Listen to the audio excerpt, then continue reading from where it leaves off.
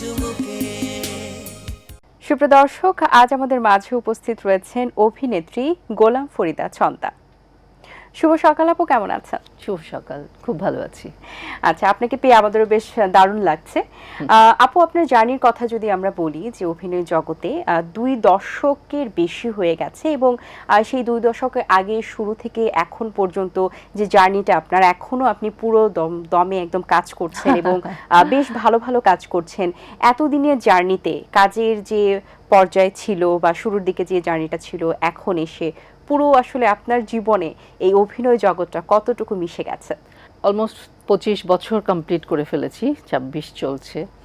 তো এই এতগুলো বছর তো বলতে গেলে তো আসলে অনেক অনেক কিছু। তো শুরুটা হয়েছিল আমার যেভাবে, আমি তো মানে আমার ফ্যামিলিতে কেউ আসলে নাটকের জগতে নেই, ছিল না। আমি ফার্স্ট শুরু করেছি এবং থিয়েটার স্কুল, তারপর ঢাকা ইউনিভার্সিটি ড্রামাটিক্স ডিপার্টমেন্ট মাস্টার্স করে দেন কাজ যখন শুরু করেছি, এরপরে আর থামাথামি নেই, করে গেছি। আমার বিয়ের 2001-এ বিয়ের পর বাচ্চা যখন হলো 2005-এ, বাচ্চা হওয়ার পরে আমি মানে মোট 2.5 বছরের মতো মাঝখানে একটা গ্যাপ দিয়েছিলাম। এরপর যখন আবার শুরু করলাম, মানে যে সেকেন্ড ইনিংস শুরু যখন করলাম, তখন ওটা আরও দ্বিগুণ উৎসাহ এবং দ্বিগুণভাবে শুরু করলাম, মানে আরও বেশি ভালো ভালো কাজ এবং আরও বেশি কাজের পরিমাণ দিয়ে শুরু করলাম এবং সেই থেকে চলছে আজ অবধি, চালিয়ে যাচ্ছি। এবং আসলে অভিনয় ছাড়া আর কিছু করতে পারিনি বলতে ইচ্ছে করেনি আর কিছু করতে। আমার এখন যেমন মনে হয় যে আচ্ছা, পাশাপাশি তো মাস্টার্স যেহেতু করা ছিলাম ড্রামাটিক্সে, নাট্যকলার উপরে, হয়তো এমফিল করে কোথাও জয়েন করতে পারতাম টিচার হিসেবে। আলটিমেটলি ওগুলো কিছুই করা হয়নি, কিছু করতে ইচ্ছেও করেনি। নাটক নিয়েই আছি, অভিনয়টাই করি, ফিল্ম করি, বিজ্ঞাপন করি, ওটিটিতে কাজ করা হয়। সো আমার মনে হয় যে অভিনয় এবং আমি দুজনের সাথে একেবারে মিলেমিশেই আছি আসলে, এবং যতদিন বেঁচে থাকবো হয়তোবা এটাকে নিয়েই থাকতে চাইবো। বাহ, চমৎকার। আসলে অভিনয়টা আপনাকে বেশি টেনেছে এবং আপনি ভালোবাসার যে জায়গাটা অভিনয়কে দিয়েছেন, আসলে সেটা অন্য কাউকে হয়তোবা দিতে পারেনি। এই জন্য অন্য কোনো অ্যাকচুয়ালি আমি বিশ্বাস করি যে ভালোবেসে, রেসপেক্ট করে, জান দিয়ে যে কাজটা করা হয়, সে কাজ কখনো কাউকে ফেলে দেয় না এবং সে কাজের কিন্তু মূল্যায়নটা কখনো অস্থায়ী হয় না, স্থায়ীভাবেই রয়ে যায়। আচ্ছা, একটু জানতে চাই, এই যে এত দিনের ক্যারিয়ারে এই যে আপনার সুন্দরের রহস্যটা আসলে কি? এখন পর্যন্ত নিজেকে এত সুন্দর ফিটনেসটা আপনি মেনটেন করেছেন, ফিট রেখেছেন, পাশাপাশি সৌন্দর্য আপনার বর্ধিত হয়েছে, সবকিছু মিলিয়ে আসলে এখন ইন্ডাস্ট্রিতে কিন্তু যেটা হয়, এখন কিন্তু অনেকেই কাজ করছেন না ইন্ডাস্ট্রিতে, হয়তোবা এখন অফ হয়ে গেছে, অনেকে করছেন না, অনেকেই আপনার রহস্যটা কি আসলে? দেশের বাইরে চলে গেছেন, অনেকে এখানে থেকেও কম করছেন, আমি করে যাচ্ছি। আমি তো বলি যে আমরা তো আসলে ফরমালিন খাই, সব খাবারে ভেজাল থাকে, ফরমালিন খাই, এই জন্য বোধহয় মরে গেলেও পচবো না, ওইটা একটা ফান করি। আসলে ব্যাপারটা কিছুই না, খাওয়া দাওয়াটা একটু কন্ট্রোল করতে হয়। আমি যেমন সুগার খাই না বহু বছর, প্রায় 19 বছর সুগারলেস খাওয়া দাওয়া করি, রেড মিটটা অ্যাভয়েড করি, একটু সবজি বেশি খাই। আই লাভ ফিশ, আমার মাছ ভীষণ পছন্দ, ভেজিটেবল খাই, সালাদ খাই, ফ্রুটস, খুব দেশি ফ্রুটস আমার ভীষণ পছন্দ, যে কোনো ফ্রুটস। পানিটা খাওয়ার চেষ্টা করি একদম ঠিকঠাক মতো।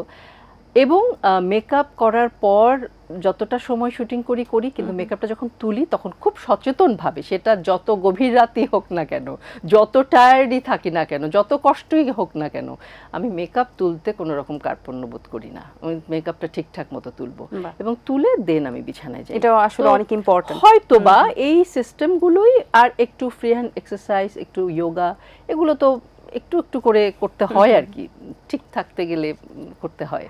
আচ্ছা, আমরা কিন্তু জানি যে আপনার মেয়েও অভিনয় জগতে এসেছে। আমার 2 কন্যা টাপুর টুপুর, তারা দুজনই অভিনয় জগতে আছে এবং তারা জমজ, এবং তাদের সাথে ম্যাচিং করে আপনি ড্রেস পরেন। এই আইডিয়াটা কিভাবে হলো আসলে?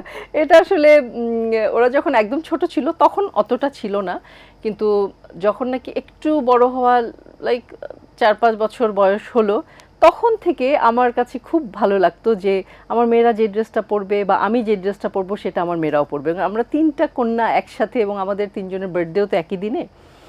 তো কিভাবে? হ্যাঁ, এটা লাকিলি চমৎকার। এটা হয়ে গেছে।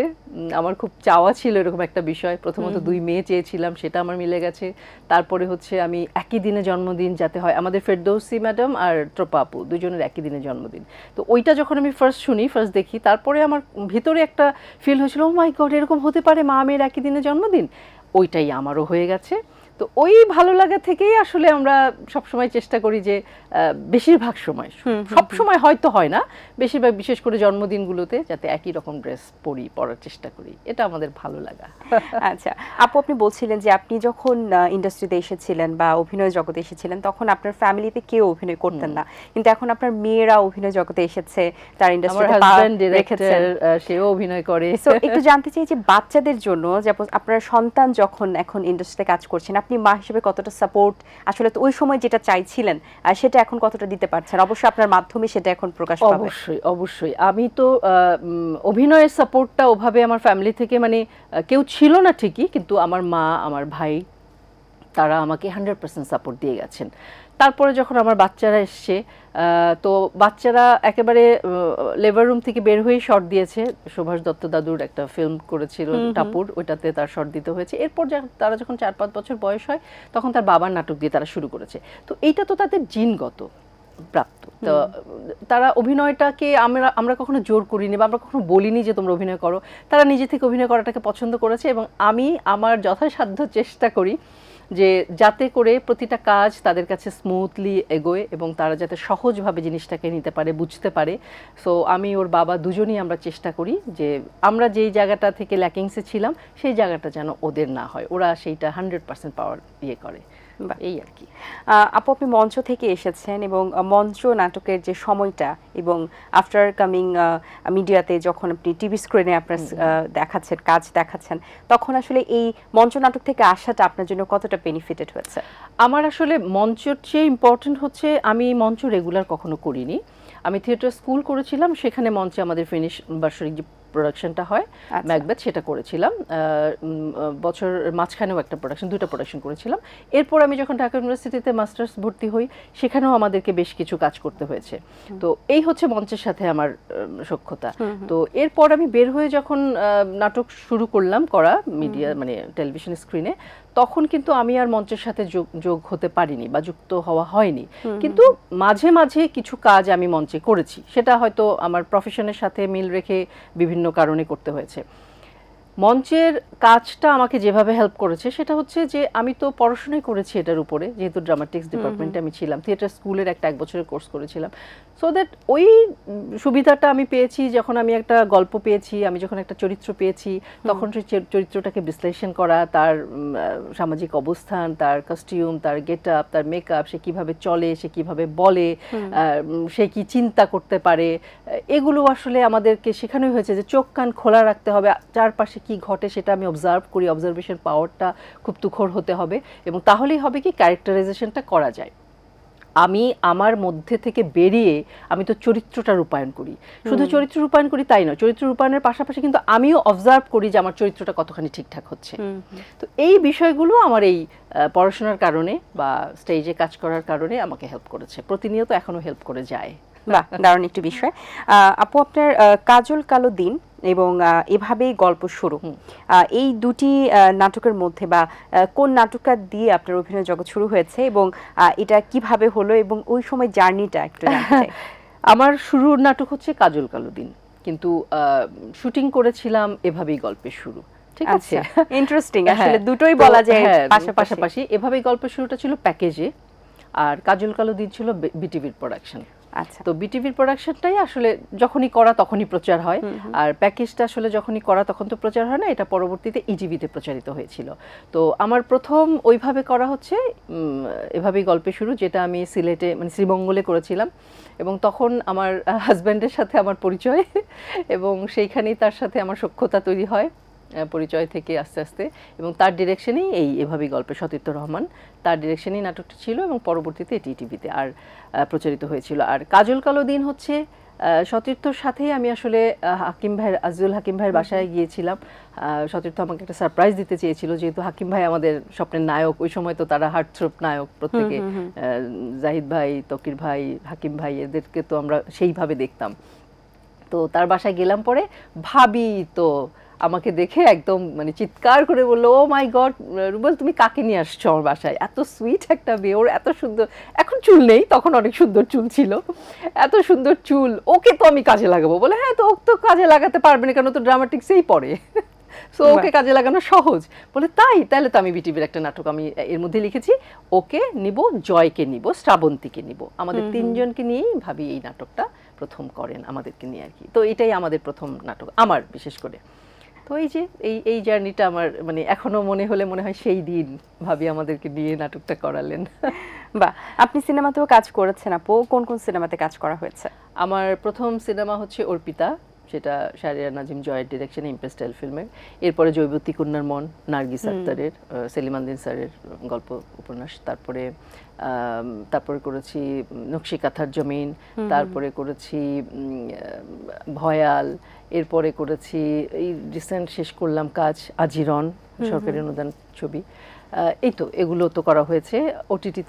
ওটিটিতে আছে নীলসুখ, এগুলোই করা হয়েছে। আচ্ছা, মিডিয়াতে তো অনেক সেক্টরে আপনি কাজ করছেন, সবচেয়ে বেশি ভালো লাগে কোন সেক্টরে কাজ করতে?